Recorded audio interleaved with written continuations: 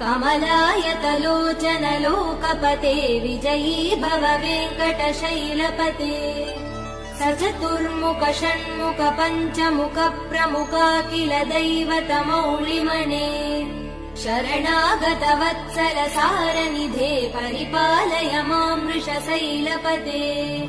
अतिवेलतया तव दुर्विषहैरनुवेल कृतैरपराध सदैः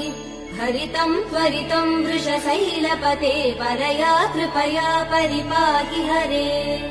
अधिवेङ्कटशैलमुदारमते जनताभिमतादिकदानरतात् परदेवदया गदितान्निगमै कमलादयितान परं कलये कलवेणुरवा वसगोपवधू शतकोटिवृतात् स्मरकोटिसमात् प्रतिवल्लविकाभिमदात् सुखदात् वसुदेव